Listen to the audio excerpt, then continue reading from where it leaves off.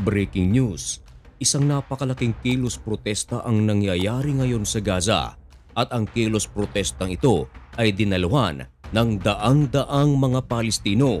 At ang kilos protesta na ito mga kaibigan ay hindi para sa Israel, kundi ang kilos protestang ito ay para sa kanilang kapwa mga Palestino na Hamas. Meron silang slogan na nagsasabing, Hamas out! Ano kaya ang mga rason ng mga Palestinong ito kung bakit ang kanilang kapwa mga Gazans na Hamas ay kanilang itinatatwa? Tinatawag ito ng mga kanluraning bansa na rare protest dahil bihira lamang sa mga Palestino ang magsagawa ng ganito at ito ay laban pa sa kanilang kapwa Palestino. Kakaiba ang mga ipinakita ng mga Palestinong ito na dati ay takot mula sa puwersa ng Hamas, pero ngayon tapang, hindi alintana kung ano ang gagawin sa kanila ng militanteng grupong ito. Yan ang ating pag-uusapan sa videong ito. Pero bago yan, huwag kalimutang mag-subscribe.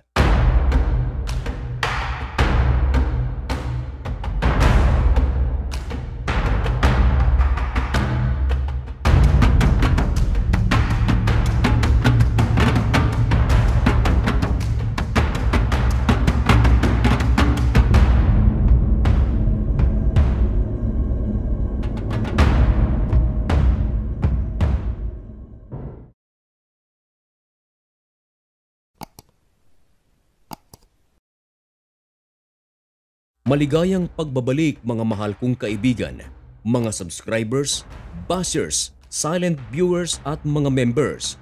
Ngayon ay March 26, 2025.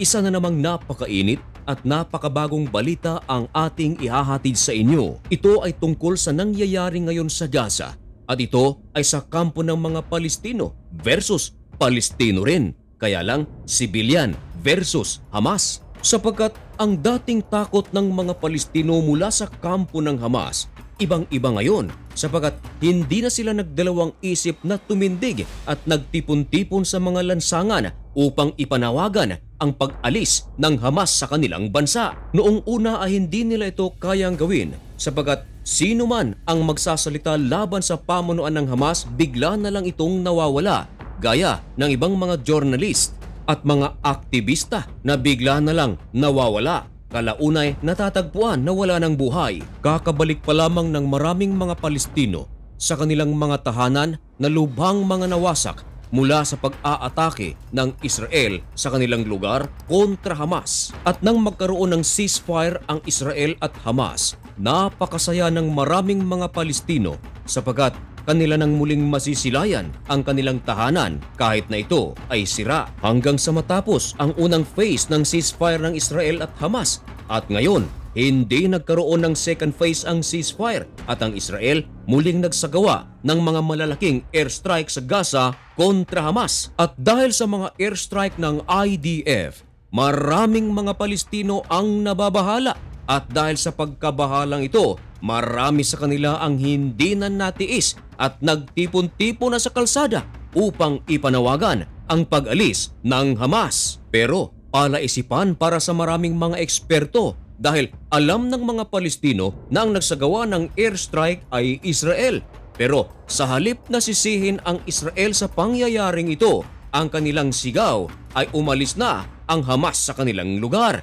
Ipinalalabas ng mga protestang ito mga kaibigan na alam nila kung sino ang sanhi ng giyera sa kanilang lugar. Ito ay walang iba kundi ang Hamas. Ang balitang ito mga kaibigan ay kinumpirma ng The Times of Israel. Kasama na ring iniulat ng The Times of Israel ang panawagan ng mga Palestino ang pagtatapos ng giyera sa kanilang lugar. Marahil hindi ito paniwalaan ng marami sapagkat ang nagbalita ay Times of Israel. Oo nga naman, medyo self-serving kung hindi natin titingnan ang ibang mga headlines. Pero hindi lang Times of Israel ang nagkumpirma ng balitang ito. Ibinalita ito ng The New York Times. Parehas lang sila ng iniuulat ng The Times of Israel. Ganito rin ang sinasabi ng The New York Times. Tinawag pa nga ito na rare protest at dagdag sa kanilang ulat, frustrated daw ang mga Palestino ngayon sa kanilang kapwa Palestinong Hamas. Ganon din ang sinasabi ng NDTV. Pero hinanap ko ang balitang ito mga kaibigan sa Al Jazeera at Hindustan Times. Pero hindi ko ito natagpuan. At ang pinakabagong ulat ng Al Jazeera ay Israel's attack on hospitals causing slow death in Gaza.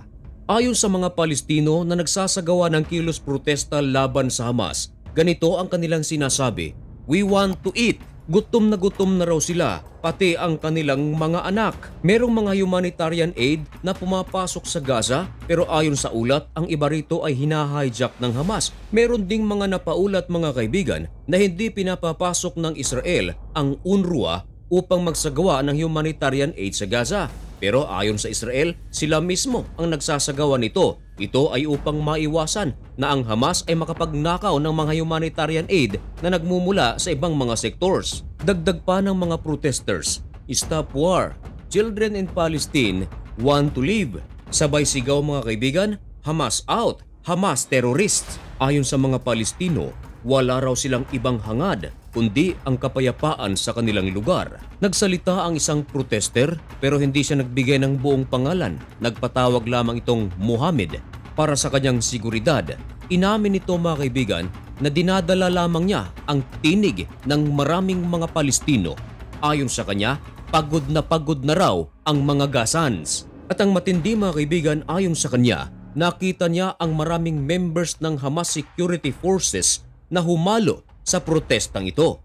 Kaya lang, nagdamit ito ng mga civilian clothings at ang kanilang ginawa ay pinahinto nila ang protestang ito. Pero matapos na ma-disperse ang protestang ito, meron na namang isang malaking grupo ang nagsisigaw at mga anti-Hamas ito. Ito ay nangyari sa northern part of Gaza sa Jabalia Refugee Camp. Parehas lang sila ng sinasabi ng unang grupo.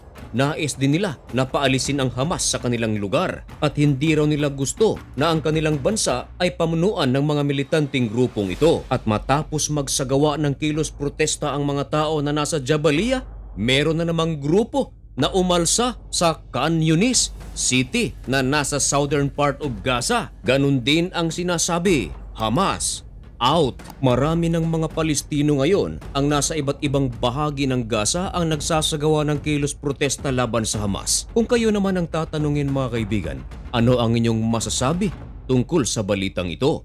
Ito kaya ay drama lamang ng mga Palestino o ito ay talagang ayaw na nila ng Hamas sa kanilang lugar? Ipaalam ang inyong mga komento dyan sa comment section at abangan lamang ang mga susunod at pinakabagong kaganapan sa pagitan ng Israel at ng Hamas, Israel at ng Hezbollah, Iran, Middle East at sa iba't ibang panig ng mundo. Dito lang sa Usapang Banal. Kaya para maging updated ka, baka naman pwedeng makahingi ng kaunting pabor. I-subscribe mo na ang napakaliit nating channel na ito. At sa lahat ng aking mga mahal na kababayan na nasa Pilipinas, Luzon, Visayas at Mindanao, mag-ingat po kayo at shout out din sa lahat ng ating mga OFW na nasa Israel. Mag-ingat po kayo. Kumusta naman kayong lahat dyan? At sa mga OFWs all around the world, may God bless you and thank you so much for watching. Goodbye.